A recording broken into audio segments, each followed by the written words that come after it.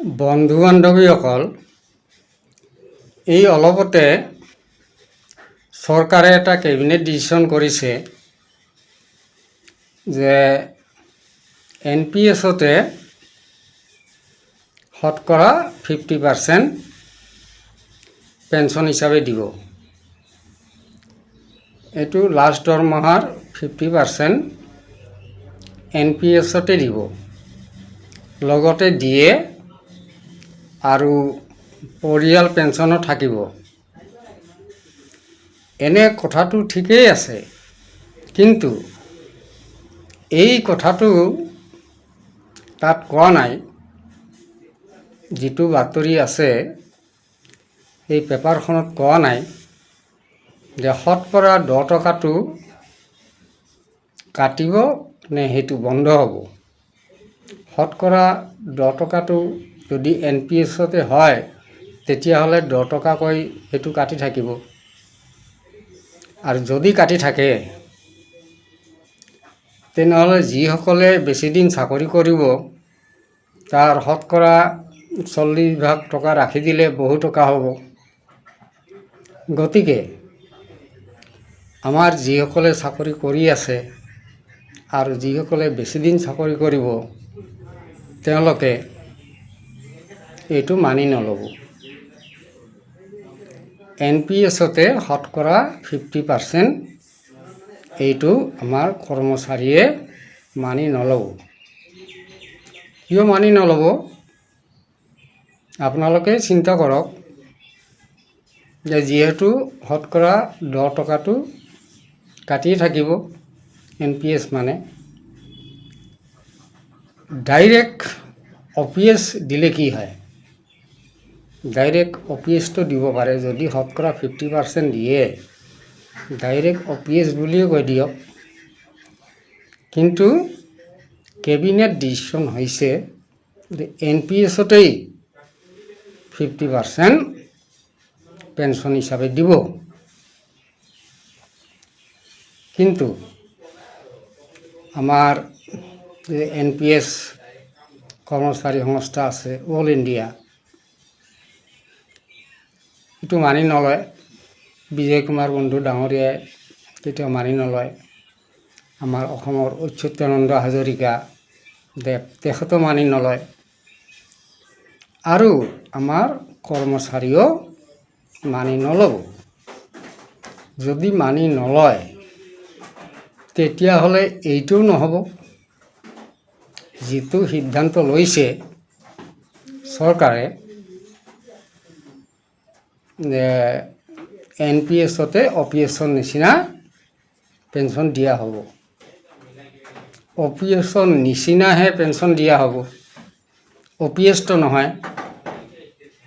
কিন্তু আমাৰ কৰ্মচাৰীৰ কথা যে ডাইৰেক্ট OPS দিব লাগে, OPS পুনৰ বাহাল কৰিব লাগে।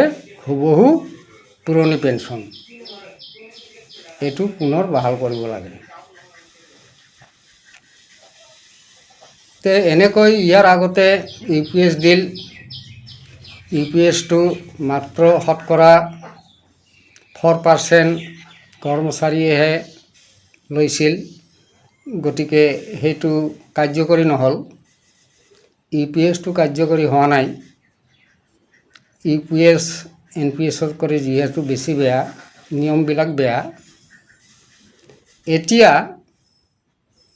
চৰকাৰে আকৌ ইয়াৰ আগতে কৈছিল যে RNPS দিয়া হ'ব, আৰু এইবাৰ কৈছে যে নহয় NPSতে OPSৰ নিচিনা 50% পেঞ্চন দিয়া হ'ব।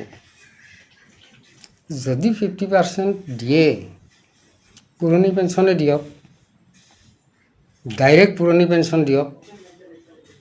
তো পুৰণি পেঞ্চন কেলে নিদিয়ে? পুৰণি পেঞ্চন দিলে এই যে শ্বেয়াৰ মাৰ্কেটত 10 টকাকৈ যিখিনি কাটি আছে, কৰৰৰ টকা শ্বেয়াৰ মাৰ্কেটত সেইটো লগাইছে, এইটো কিমান ইণ্টাৰেষ্ট আহি আছে তাৰ পৰা, সেইটো তেওঁলোকৰ নাইকিয়া হৈ যাব। আৰু সেইটোৰ কাৰণে তেওঁলোকে ডাইৰেক্ট OPS নিদিয়ে, কাৰণ আচল যিটো মন্ত্ৰ সেইটো নোহোৱা হৈ যাব। আচল বস্তুটো নোহোৱা হৈ যাব। কৰ্মচাৰীক আজি ঠগাই যিটো 10 টকাকৈ লৈ আছে, সেইটো কেলেই, সেইটো 10 টকাটো কাটিব কেলেই লাগে? কৰ্মচাৰীক কেলেই মাৰিব লাগে? তেওঁলোকৰ 10 টকাটো লৈ শ্বেয়াৰ মাৰ্কেটত কেলেই সেইটো লগাব লাগে?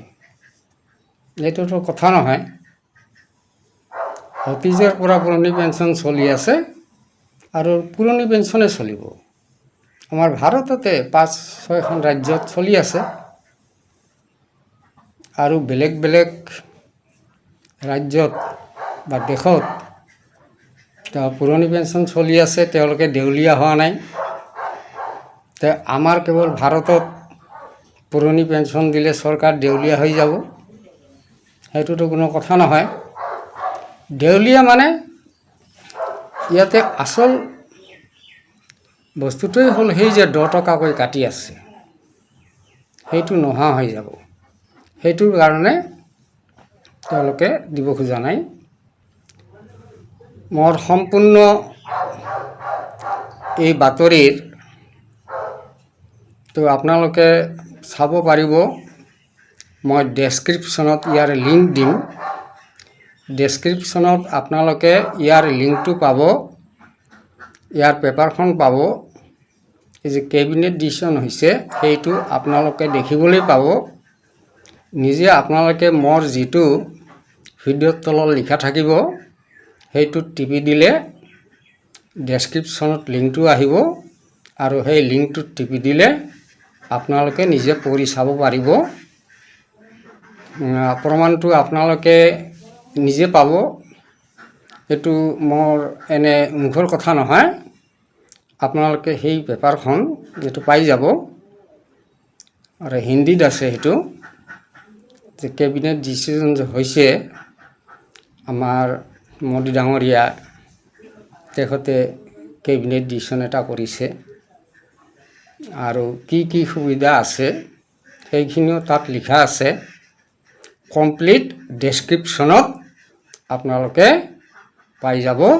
মই লিংকটো দি দিম। ধন্যবাদ।